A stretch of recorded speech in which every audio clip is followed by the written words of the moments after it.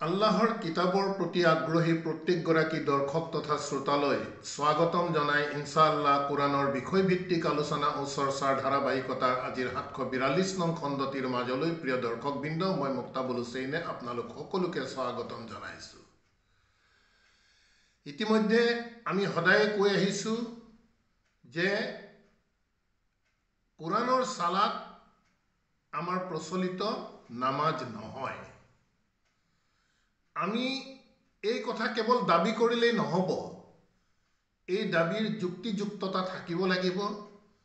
এই যুক্তিৰ বুৰহান থাকিব লাগিব, এই যুক্তিৰ প্ৰমাণ থাকিব লাগিব আৰু সকলো ধৰণৰ প্ৰমাণ সকলো ধৰণৰ যুক্তি আল্লাহৰ কিতাবৰ পৰাই আমি দিব লাগিব। সেয়েহে প্ৰিয় দৰ্শকবৃন্দ,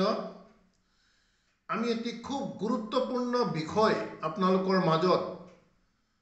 চৰ্চা কৰিবলৈ আগবাঢ়িছো। যেহেতু আমি সদায় কৈ আহিছো মুছলিম উম্মাহ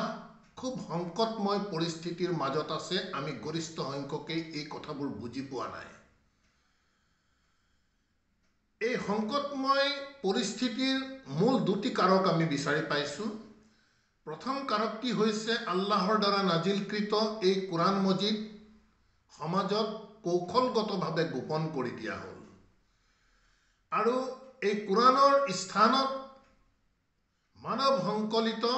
মানৱ সংগৃহীত, মানৱ লিখিত কিতাবৰ বিধানে ইছলাম ধৰ্ম বুলি সমগ্ৰ বিশ্বতে সুপ্ৰতিষ্ঠিত হৈ পৰিল, য'ত আল্লাহে দিয়া দিন ইছলাম প্ৰকৃততে আমাৰ বাবে কোনো পৰিচিত বিষয় নোহোৱা হ'ল। আন এটি অতি ভয়ানক বিষয় আমাৰ সংকটময়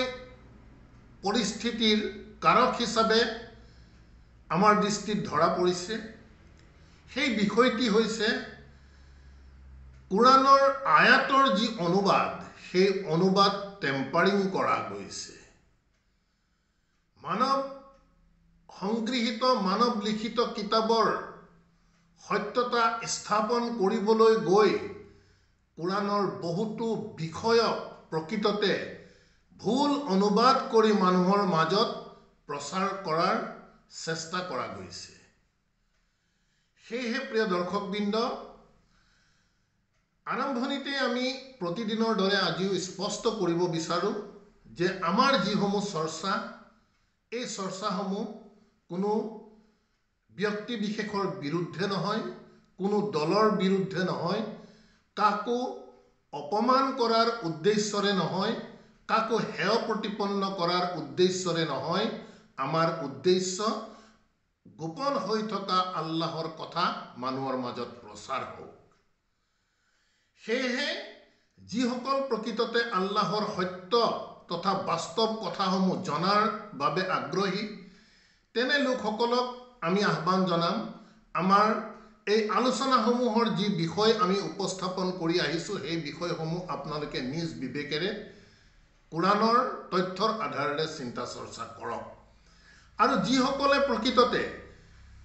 মানুহে সৃষ্টি কৰা ধৰ্মৰ ওপৰত বিশ্বাসী, আল্লাহৰ কিতাবৰ প্ৰতি আকৰ্ষিত হ'ব নিবিচাৰে, তেনে লোকসকলক আমি সন্মান সহকাৰে জনাব বিচাৰো যে আমাৰ এই ভিডিঅ'সমূহ তেওঁলোকে এৰাই চলাই ভাল। যি কি নহওক প্ৰিয় দৰ্শকবৃন্দ, আমাৰ আজিৰ আলোচ্য বিষয় আমি ইতিমধ্যে কৈছোৱেই যে এটি খুব গুৰুত্বপূৰ্ণ বিষয় আৰু এনেধৰণৰ কোৰাণৰ অনুবাদৰ টেম্পাৰিং কৰা বিষয়সমূহ আমি ক্ৰমাগতভাৱে আপোনালোকৰ মাজলৈ লৈ অনাৰ চেষ্টা কৰিম। আজিৰ আমি বিষয়টো যেহেতু সদায় কৈ আহিছো কোৰাণৰ সালাত প্ৰচলিত নামাজ নহয়, সেই সন্দৰ্ভত কোৰাণে প্ৰকৃততে সালাত বুলি কওঁতে কি বুজাইছে সেই দিশটোৱে আপোনালোকৰ মাজত উপস্থাপন কৰাৰ চেষ্টা কৰিম ইনশাআল্লাহ। আশা ৰাখিম আপোনালোকৰ নিজ বিবেকেৰে বিষয়বস্তুসমূহ চিন্তা কৰিব। প্ৰথম কথা হৈছে কোৰাণত উল্লেখিত সালাত শব্দটো কিয় নামাজ নহয় বুলি আমি ক'ব লগা হৈছে, কেনেধৰণৰ প্ৰশ্নবোৰ আমাৰ মাজলৈ আহিছে, আমি সদায় মনত ৰাখিব লাগিব আল্লাহৰ কোৰাণক, আল্লাহৰ আয়াতক লৈ আমাক চিন্তা চৰ্চা কৰিবৰ বাবে আল্লাহ সুবহানাহু ওয়া তাআলাই বাৰম্বাৰ কোৰাণ মজিদত কৈছে। আন এটি গুৰুত্বপূৰ্ণ বিষয় হৈছে আল্লাহ সুবহানাহু ওয়া তাআলাই দ্বিধাহীনভাৱে ঘোষণা কৰি দিছে যে ওয়াতাম্মাত কালিমাতি ৰাব্বিকা সিদকান ওয়া আদলান লা মুবাদ্দিলু কালিমাতিহি, অৰ্থাৎ সত্য আৰু ন্যায়ৰ দিশৰ পৰা তোমাৰ প্ৰতিপালকৰ কথা সম্পূৰ্ণ। অৰ্থাৎ আল্লাহে আমাক দিন ইছলাম সম্পৰ্কত যিসমূহ কথা কৈছে সেই কথাসমূহ এই কোৰআন মজিদত সত্য আৰু ন্যায়ৰ দিশৰ পৰা ইয়াক পৰিপূৰ্ণ বুলি আল্লাহে উল্লেখ কৰিছে আৰু আল্লাহৰ এই কথাৰ পৰিৱৰ্তনকাৰী কোনো নাই। এই কথা আমি আমাৰ মন মগজুত ৰাখি আমাৰ এই আলোচনা আমি আগুৱাই নিব বিচাৰিছোঁ যে আল্লাহে কৈছে, আল্লাহৰ কথা পৰিপূৰ্ণ। তেন্তে প্ৰিয় দৰ্শকবৃন্দ, কোৰআনৰ উল্লেখিত সালাত যদি আমাৰ প্ৰচলিত নামাজেই হয়, তেন্তে আমি কেইটিমান প্ৰশ্ন দাঙি ধৰিব বিচাৰিছোঁ। প্ৰথম কথা হৈছে, আল্লাহৰ কথা সম্পূৰ্ণ বুলি ঘোষণা কৰাৰ পাছতো আমাৰ প্ৰচলিত নামাজৰ কোনো ডিটেইলছ কিয় কোৰআনত উল্লেখ হোৱা নাই? দ্বিতীয় প্ৰশ্ন, প্ৰচলিত 5 ওয়াক্ত নামাজ ফজৰ, জুহুৰ, আশৰ, মাগৰিব এণ্ড ইশা, এই 5 ওয়াক্ত নামাজৰ নামাকৰণ আল্লাহে কিয় স্পষ্টভাৱে কোৰআনত কোৱা নাই, যিহেতু আল্লাহৰ কথা পৰিপূৰ্ণ বুলি কৈছে? 3 নম্বৰ কথা হৈছে, এই প্ৰচলিত ইছলাম অনুসৰি যিহেতু এই নামাজ হৈছে ইছলামৰ মূল ভেটি, প্ৰচলিত ধৰ্মগ্ৰন্থই কৈছে নামাজ ঠিক থাকিলে মানুহৰ আন কোনো বিচাৰেই নকৰে। যদি নামাজ সঁচাকৈয়ে তেনেধৰণৰ আমাৰ প্ৰচলিত নামাজ আল্লাহে আমাক ইমান গুৰুত্ব দিছে, তেন্তে এই গুৰুত্বপূৰ্ণ বিষয়ৰ ইন ডিটেইলছ আমি কিয় কোৰআনত বিচাৰি পোৱা নাই? সূৰ্যৰ লগত সংগতি ৰাখি আমাৰ 5 ওয়াক্ত নামাজৰ সময় নিৰ্ধাৰিত কৰা গৈছে প্ৰচলিত ধৰ্ম অনুসৰি। আমি প্ৰত্যেকেই জানো কেতিয়া ফজৰ পঢ়িব লাগে, কেতিয়া জুহুৰ পঢ়িব লাগে, কেতিয়া আসৰ পঢ়িব লাগে, কেতিয়া মাগৰিব পঢ়িব লাগে, কেতিয়া ইশা পঢ়িব লাগে। আমাৰ এই সময় সূৰ্যৰ গতিৰ সৈতে সংলগ্ন কৰি এই সময়সমূহ ওয়াক্তসমূহ নিৰ্ধাৰিত কৰা গৈছে। এনে এক সন্ধিক্ষণত পৃথিৱীৰ নৰ্থ পোল, সাউথ পোল বা যিসমূহ স্থানত বছৰেকত 6 মাহ সূৰ্য উদয়ে নহয়, অৰ্থাৎ 6 মাহ ৰাতি আৰু 6 মাহ দিন হৈ থকা স্থানসমূহত এই বিধান, এই সূৰ্যৰ গতিৰ সৈতে 5 ওয়াক্ত নামাজ মানুহে কেনেকৈ কায়েম কৰিব? আন এটি বিষয় আমি আপোনালোকৰ মাজত উল্লেখ কৰিব বিচাৰিছোঁ যে আল্লাহ সুবহানাহু ওয়া তাআলাই আমাক কৈ আছে যে আকিমিস সালাত। এই আকিমিস সালাত সন্দৰ্ভত ইনশাআল্লাহ আমি ক্ৰমান্বয়ে নামাজ সম্পৰ্কীয় বিষয়সমূহ একাদিক্ৰমে আমি আপোনালোকৰ মাজত লৈ অনাৰ চেষ্টা কৰিম। আকিমিস সালাত সম্পৰ্কীয় ইনশাআল্লাহ আমি আপোনালোকৰ মাজত ভিডিঅ' লৈ আহিম। আজি কেৱল সালাত সম্পৰ্কতহে আমি কৈ আছোঁ, এই কথাখিনি যাতে বুজাৰ চেষ্টা কৰে। এতিয়া কথা হৈছে, 5 ওয়াক্ত নামাজ যদি আমাৰ বাবে সঁচাকৈ তেনেধৰণৰ বাধ্যতামূলক হয়, তেন্তে আল্লাহ সুবহানাহু ওয়া তাআলাই আকিমিস সালাত বুলি কৈছে, সালাৱাত কোৱা নাই। 5 ওয়াক্ত যেহেতু ই প্লুৰেলত আহিব লাগিব, প্লুৰেলত আহিলে ইয়াক সালাৱাত হ'ব, সালাত নহয়। তেন্তে আল্লাহে কিয় আকিমিস সালাত একবচনত এটি সালাতৰ বিষয়ে ক'লে? এনে ধৰণৰ প্ৰশ্নসমূহৰ যিহেতু কোনো আমি উত্তৰ বিচাৰি পোৱা নাই, নিশ্চিতভাৱে প্ৰত্যেকগৰাকী চিন্তাশীল তথা বিবেকবান ব্যক্তিয়ে চিন্তা কৰিবলৈ বাধ্য হ'ব যে এই সালাত প্ৰকৃততে প্ৰচলিত নামাজ হয় নে নহয়। তেন্তে চাওঁ আহক প্ৰিয় দৰ্শকবৃন্দ, আল্লাহে উল্লেখ কৰা এই সালাত প্ৰকৃততে কি? আমি আহ্বান জনাম, যদি কোৰআনৰ বাস্তৱতা কোনোবাই বুজিবলৈ ইচ্ছা কৰে, তেন্তে আমি কোৰাণৰ পৰাই বুজিব লাগিব কোৰাণৰ বাহিৰৰ কনসেপ্টেৰে যদি আমি কোৰাণ বুজিবলৈ আহোঁ কোৰাণ আমি কেতিয়াও বুজি নাপাওঁ সেয়ে আমাৰ আহ্বান সাময়িকভাৱে আপোনালোকে যিমানখিনি নলেজ গেইন কৰিছিলে নামাজ সম্পৰ্কত সাময়িকভাৱে আপোনালোকক একাষৰীয়া কৰি আল্লাহৰ কিতাবে সালাত কি বুলি কৈছে সেই দিকটো আয়াতৰ তথ্যৰে চাওঁ আহক ইনশাআল্লাহ সকলোৰে বাবে সালাত বিষয়টো স্পষ্ট হৈ পৰিব কোৰাণৰ সালাত হৈছে প্ৰকৃততে a two-way connection between entities, parties, associations. Word silar পৰা আহিছে অৰ্থাৎ এই সালাত হৈছে দুটি পক্ষৰ মাজত হোৱা যোগাযোগ কমিউনিকেশ্যন ইনশাআল্লাহ তাৰ তথ্য আমি আপোনালোকৰ আগত দাঙি ধৰাৰ চেষ্টা কৰিম আমি আহ্বান জনাম বিষয়সমূহ যিসকলে বুজাৰ চেষ্টা কৰিছে কিছু মনোযোগেৰে যাতে বিষয়সমূহ শুনক কোৰাণৰ সালাতে আমাক বুজাইছে যে সালাত হৈছে দুটি পক্ষৰ মাজত হোৱা যোগাযোগ বা কমিউনিকেশ্যন এই যোগাযোগ উদাহৰণ স্বৰূপে মানুহ আৰু আল্লাহৰ সৈতেও এই যোগাযোগ হ'ব পাৰে তো য'ত মানুহ একমপক্ষ আল্লাহ দ্বিতীয় পক্ষ অৰ্থাৎ মানুহে আল্লাহৰ সৈতে যোগাযোগ স্থাপন কৰিব দ্বিতীয় বিষয়টি হৈছে আন এটি যোগাযোগ বা সালাত হৈছে আল্লাহে মানুহৰ সৈতে যোগাযোগ য'ত আল্লাহ প্ৰথম পক্ষ মানুহ দ্বিতীয় পক্ষ মুনাফিকসকলে যোগাযোগ কৰে আল্লাহৰ সৈতে মুনাফিক হৈছে প্ৰথম পক্ষ আল্লাহ হৈছে দ্বিতীয় পক্ষ নবীয়ে সালাত কৰে যোগাযোগ কৰে মানুহৰ সৈতে য'ত নবী প্ৰথম পক্ষ আৰু মানুহ হৈছে দ্বিতীয় পক্ষ ঠিক তেনেধৰণে আল্লাহ আৰু মালাইকাই সালাত কৰে নবীৰ সৈতে এতিয়া প্ৰিয় দৰ্শকবৃন্দ আমি ইনশাআল্লাহ আয়াতৰ তথ্য দিম যিসমূহ সালাতৰ আমি উদাহৰণ দিছো সালাতক কোৰাণে ডিফাইন কৰিছে যে দুটি পক্ষৰ মাজত হোৱা যোগাযোগ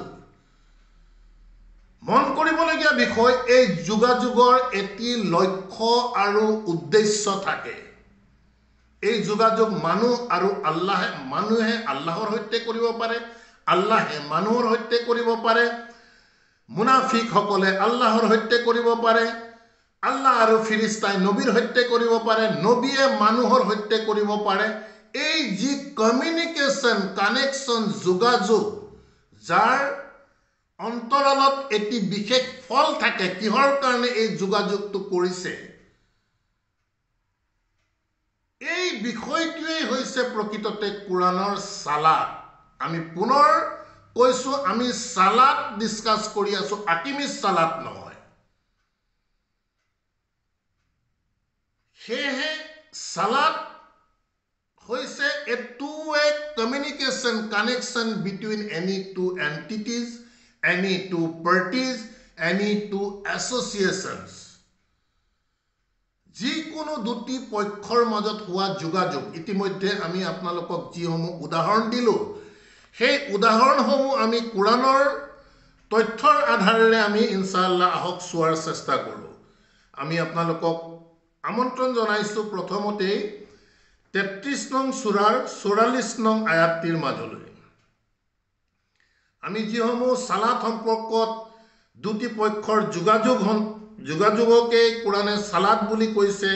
সেই দিকটো আমি কিছু চৰ্চা কৰিবৰ বাবে আমি দুটিমান উদাহৰণ দিব বিচাৰিছো প্ৰথমতে আমি আপোনালোকক আহ্বান জনাইছো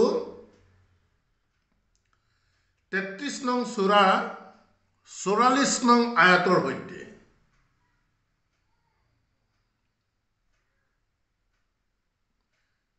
33 নং সূরা আল আহজাব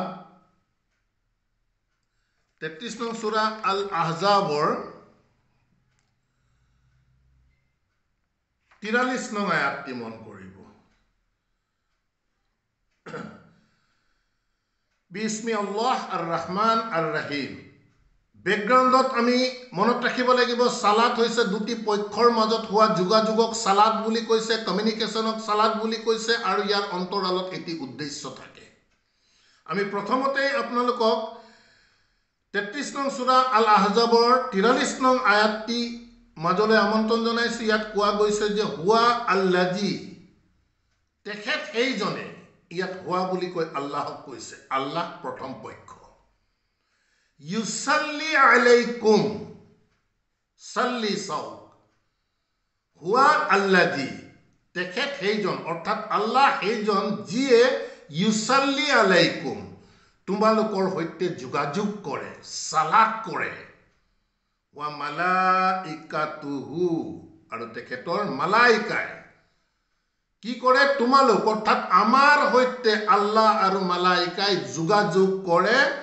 লিয়ুখৰিজাকুম, তোমালোকক উলিয়াই নিবলৈ, মিনাজ জুলুমাত, ঘোৰ অন্ধকাৰ। ইয়াত অন্ধকাৰ অৰ্থ হৈছে যে আমাৰ মাজত থকা অজ্ঞতা, সেই অজ্ঞতাৰ পৰা উলিয়াই কলৈ নিবলৈ? ইলা নূৰ, জ্ঞানৰ দিশলৈ। ঘোৰ অন্ধকাৰৰ পৰা পোহৰৰ দিশলৈ, অৰ্থাৎ অজ্ঞতাসমূহৰ পৰা জ্ঞানৰ দিশলৈ উলিয়াই নিবৰ বাবে আল্লাহ আৰু মালাইকাসকলে আমাৰ সৈতে যোগাযোগ কৰে। গতিকে এই সালাত, এই যোগাযোগ য'ত আল্লাহ আৰু মালাইকাই মানুহৰ সৈতে কৰিছে, ইয়াৰ অন্তৰালৰ উদ্দেশ্য হৈছে মানুহক অজ্ঞতাৰ পৰা জ্ঞানৰ দিশলৈ উলিয়াই আনিবৰ বাবে। ঠিক তেনেধৰণে চাওঁ আহক 9 নং সূৰা আমি 11 নং আয়াতটিৰ মাজলৈ আপোনালোকক আমন্ত্ৰণ জনাইছো। আত-তৌবাহ, আত-তৌবাহৰ 11 নং আয়াতটি মন কৰিব। আল্লাহ সুবহানাহু ওয়া তাআলাই বিষয় মুশৰিকিন সকলৰ প্ৰসংগ চলি আহি আছে। 9 নং সূৰাৰ 11 নং আয়াতত আল্লাহ সুবহানাহু ওয়া তাআলাই কৈছে যে ফাইন তাবু, আৰু যদি এই মুশৰিকিন সকলে তাবু, যদি ঘূৰি আহে, ৱা আকামুছ সালাত, আৰু যদি যোগাযোগ স্থাপন কৰে, ৱা আতু আজ-যাকাত, আৰু পৰিশুদ্ধিৰ দিশলৈ আহে, অৰ্থাৎ তেওঁলোক মুশৰিক আছিল, সেই মুশৰিকৰ অৱস্থাৰ পৰা সিহঁতে ঘূৰি আহে আল্লাহৰ পথলৈ, তেতিয়া আল্লাহ সুবহানাহু ওয়া তাআলাই কৈছে ফা ইখৱানুকুম ফিদ্দিন, এনে ধৰণৰ ঘূৰি অহা লোকসকল হৈছে দিনৰ ক্ষেত্ৰত তোমালোকৰ ভাতৃ ককাই ভাই। গতিকে মুশৰিকিনে ঘূৰি আহিছে মুমিনসকলৰ কথা। ইয়াত সালাত হৈছে মুশৰিক প্ৰথম পক্ষ, মুমিন হৈছে দ্বিতীয় পক্ষ। খুব গভীৰভাৱে বিষয়বস্তুবোৰ চিন্তা কৰিব লাগিব, অন্যথা বুজাত হয়তো কিছু অসুবিধা পাব পাৰে। এই সালাত হৈছে মুশৰিক আৰু মুমিনৰ মাজত। গতিকে আল্লাহ সুবহানাহু ওয়া তাআলাই কৈছে ওয়া নুফাসসিলাল আয়াতি, এনে ধৰণেই আল্লাহে কৈছে মোৰ আয়াতসমূহ মই স্পষ্ট ব্যাখ্যা কৰিছো, লি কওমি ইয়ালামুন, যি জানিব বিচাৰে। মন কৰিব, আমি জানিব বিচাৰিব লাগিব আল্লাহৰ আয়াত, তেতিয়াহে আমি জানিব পাৰিম। আন এটি আপোনালোকৰ সকলোৰে পৰিচিত সূৰা মাউন, সূৰা মাউনৰ যি সালাত, মন কৰিব আৰাইতাল্লাজি, আমি সকলোৱে পঢ়ো সূৰা মাউন। সূৰা মাউনত এই সালাত কাৰ কাৰ মাজত হৈছে মন কৰিব। আৰাইতা আল্লাজি ইউকাজ্জিবু বিদ্দিন, আল্লাহে প্ৰশ্ন যে তোমালোকে দেখা পাইছানে আল্লাজি ইউকাজ্জিবু বিদ্দিন, যিসকলে আল্লাহৰ এই দিনক অগ্ৰাহ্য কৰিছে। গতিকে আল্লাহৰ এই দিনক অগ্ৰাহ্যকাৰী হৈ গ'ল প্ৰথম পক্ষ। সিহঁতৰ চৰিত্ৰ কৈছে আল্লাহৰ চৰিত্ৰ হৈছে কৈছে ২ নং আয়াতত ফাজালিকাল লাজি ইয়াদউল ইয়াতীম তেওঁলোকে এতিমসকলৰ সৈতে খুব দুৰ্ব্যৱহাৰ কৰে গতিকে প্ৰথম পক্ষ হৈ গ'ল আল্লাহৰ কথাৰ অগ্ৰাহ্যকাৰী প্ৰথম পক্ষ দ্বিতীয় পক্ষত অন্তৰ্ভুক্ত হৈ গ'ল এতিমসকল মান কৰিব ওয়ালা ইয়াহুদ্দু আলা তুআমিল মিসকিন আৰু এনে ধৰণৰ আল্লাহৰ কিতাবৰ অগ্ৰাহ্যকাৰীসকলে কি কৰে ওয়ালা ইয়াহুদ্দু আলা তুআমিল মিসকিন দুখীয়াসকলক মিসকিনক খাদ্য খোৱাৰ ক্ষেত্ৰত তেওঁলোক অগ্ৰগামী নহয় গতিকে প্ৰথম পক্ষ হৈ গ'ল আল্লাহৰ কিতাবৰ অগ্ৰাহ্যকাৰী দ্বিতীয় পক্ষত দুটি এন্টিটি সোমাইছে এটি হৈ গ'ল এতিম আৰু আনটো হৈছে মিসকিন এই আল্লাহৰ কিতাব অগ্ৰাহ্যকাৰীয়ে এই এতিম আৰু মিসকিনৰ সৈতে যোগাযোগ ই নেগেটিভ সালাত হৈ আছে কিন্তু কাৰণ তেওঁলোকে এতিমক খেদি পঠিয়াই মিসকিনক খাদ্য নিদিয়ে যোগাযোগ বাট নেগেটিভ আল্লাহে কৈছে ফাৱাইলুল লিল মুসাল্লিন এনে ধৰণৰ যোগাযোগকাৰীসকল এই নেগেটিভ যোগাযোগকাৰীসকলৰ ধ্বংস অনিবাৰ্য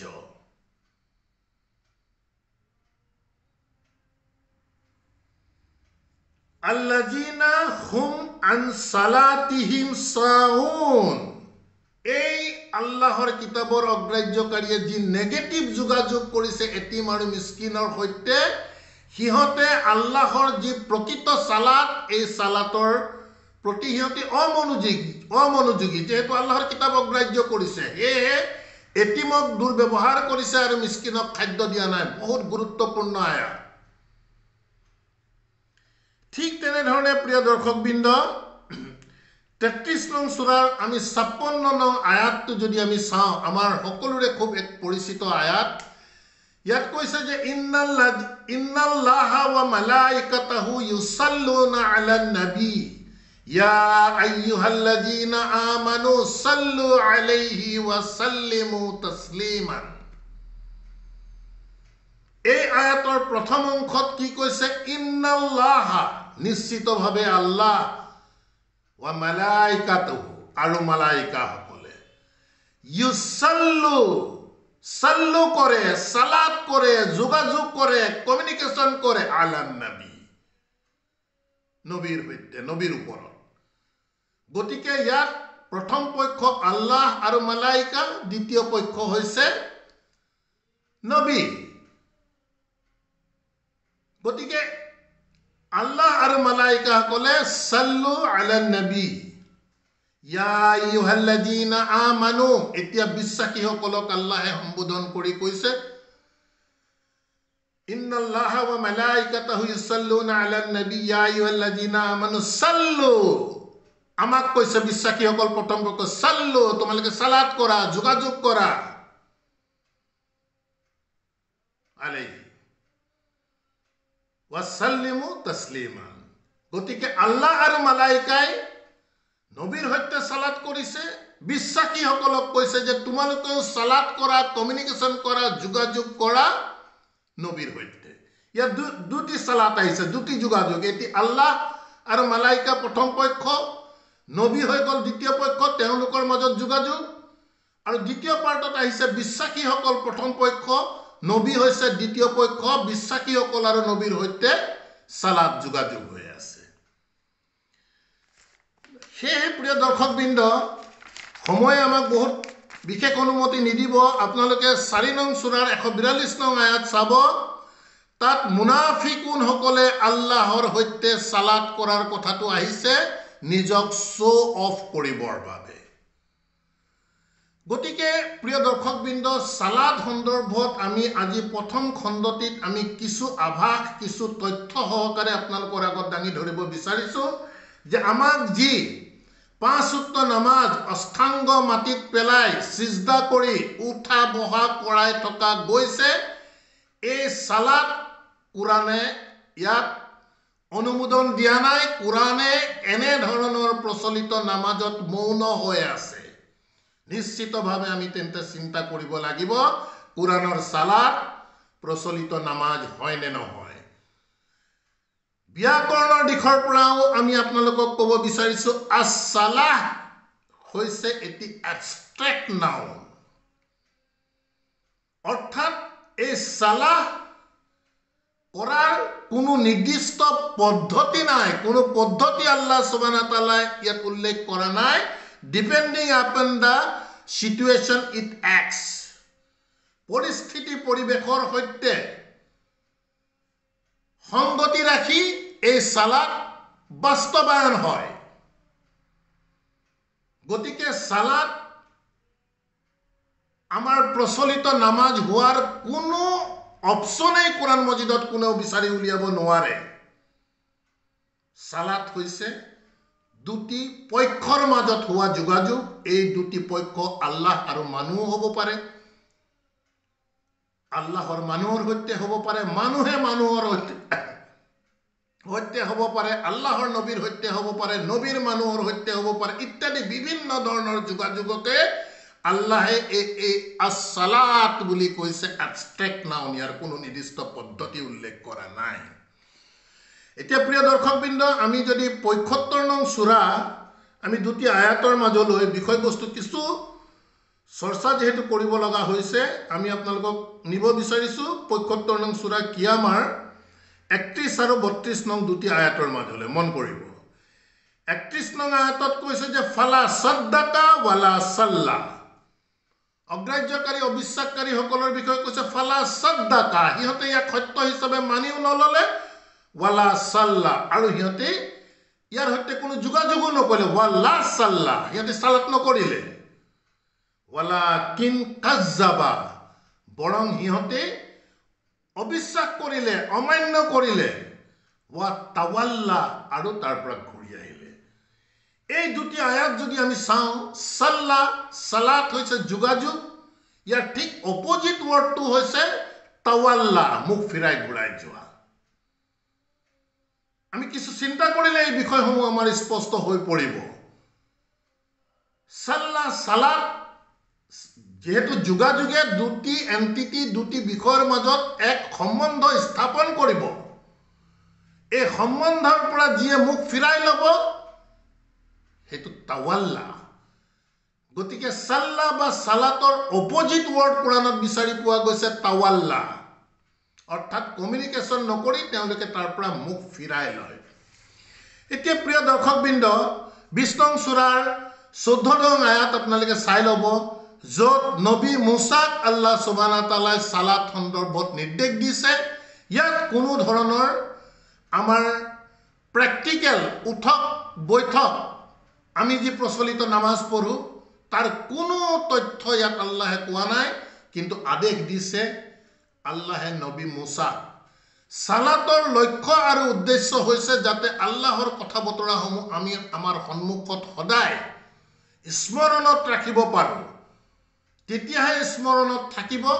যেতিয়া আমি আল্লাহৰ কিতাবৰ সৈতে আল্লাহৰ কথাৰ সৈতে আমি এটি যোগাযোগত থাকিম অন্তিম এটি আটাইতকৈ গুৰুত্বপূৰ্ণ বিষয় এই সালাতৰ আমি আপোনালোকৰ আগত দাঙি ধৰিব বিচাৰিছো য'ত ২৯ নং সূৰা ৪৫ নং আয়াত আহক আমি কিছু সময় যদিও আমি কমাই ল'ব পৰা নাই তথাপিও আমি আপোনালোকক লৈ যাব বিচাৰিছো ২৯ নং সূৰা আল আনকাবুতৰ ৪৫ নং আয়াতটো যদি আমি লক্ষ্য কৰোঁ উতলু মা উহিয়া ইলাইকা আল্লাহৰ আদেশ যে উতলু পাঠ কৰা তুমি মা উহিয়া ইলাইকা মিনাল কিতাবৰ পৰা পাঠ কৰিবলৈ কৈছে মানুহৰ আগত যি ওহী কৰা গৈছে ওয়া আকিমিস সালাত আৰু এই যোগাযোগ তুমি ইয়াক ফাৰ্ম কৰা ইয়াক এই যোগাযোগ তুমি স্থাপন কৰা কায়েম কৰা ইন্না সালাতা নিশ্চয় এই যোগাযোগে তানহা আনিল ফাসাই ওয়াল মুনকাৰ ই কি কৰে অশ্লীলতা আৰু বেয়া কামৰ পৰা এই আল্লাহৰ সৈতে আল্লাহৰ ওহীৰ সৈতে যদি যোগাযোগ কৰা যায় তেনে ব্যক্তিক তানহা কৰে বাধা দিয়ে প্ৰতিহত কৰি ৰাখে অশ্লীলতা আৰু অপকৰ্মৰ পৰা এতিয়া প্ৰিয় দৰ্শকবৃন্দ আমি বহুত লাখ লাখ কোটি কোটি আমাৰ প্ৰচলিত নামাজি আমি দেখি আহি আছো আল্লাহৰ কথা যেহেতু চিৰসত্য সালাতে বাধা দিয়ে যথাযথ সালাত যদি আমি কমিউনিকেশ্যন ওয়াহিৰ সৈতে কৰোঁ কিতাবৰ সৈতে কৰোঁ কিন্তু আমাৰ প্ৰচলিত নামাজে আমাক কিন্তু বেয়া কাম অশ্লীলতাৰ পৰা বাধা দিব পৰা নাই এই কথা কোনোবাই মানক বা নামানক ইয়ে হৈছে বাস্তৱতা নহলে ইমান পাঁচ ওয়াক্ত নামাজি বিভিন্ন ধৰণৰ আনকি ঘৰখনৰ অপৰাধটো কিয় জেল হাজতত সোমাব লগা হৈছে যদিহে প্ৰচলিত নামাজে অপকৰ্ম তথা অশ্লীলতাৰ পৰা মানুহক বাধা দিয়ে গতিকে প্ৰিয় দৰ্শকবৃন্দ আমি আশা ৰাখিম আজিৰ আমাৰ প্ৰথম এই ভিডিঅ' সন্মুখত ৰাখি আমাৰ এই সালাত সন্দৰ্ভত এটি সিৰিজ ক্ৰমান্বয়ে আমি আপোনালোকৰ মাজলৈ লৈ অনাৰ বাবে চেষ্টা কৰিম ইনশাআল্লাহ আমি পুনৰ আহ্বান জনাইছো আমি কাকো হেয় প্ৰতিপন্ন কৰাৰ উদ্দেশ্যৰে নহয় কোনোবাই ইচ্ছা কৰিছে পাঁচ ওয়াক্ত নামাজ পঢ়িব ইচ্ছা কৰিছে পঢ়ি থাকক আমি তেওঁলোকক বাধাও দিব যোৱা নাই কিন্তু আল্লাহ সুবহানাহু ওয়া তাআলাই আমাক সালাত সম্পৰ্কত কোৰাণে যি বুজাইছে সেই বুজৰ ওপৰতে ইনশাআল্লাহ আমি নিজৰ বিশ্বাস নিজৰ ঈমান আমি সদায় অটুট ৰখাৰ বাবে চেষ্টা কৰিম যেহেতু আল্লাহৰ কিতাবৰ আমি বাহিৰত যাব নোৱাৰো আল্লাহ সুবহানাহু ওয়া তাআলা 7 নং সূৰাৰ 3 নং আয়াতত আমাক বাৰম্বাৰ কৈ আছে যে ইত্তাবিউ মা উনজিলা ইলাইকুম মিৰ ৰাব্বিকুম ওয়ালা তাত্তাবিউ মিন দুনিহি আউলিয়া এই কোৰআনৰ বাহিৰৰ কোনো আউলিয়াৰ কথা আল্লাহে মান্যতা প্ৰদান কৰিবলৈ মানা কৰিছে আলহামদুলিল্লাহ ৰাব্বি আউযু বিকা মিন হামাজাতি শায়াতিন ওয়া আউযু বিকা রাব্বি আন ইয়াহদুরুন ربنا آمنا بما أنزلت واتبعنا الرسول فاكتبنا مع الشاهدين وما علينا إلا البلاغ وما توفيق إلا بالله سلام عليكم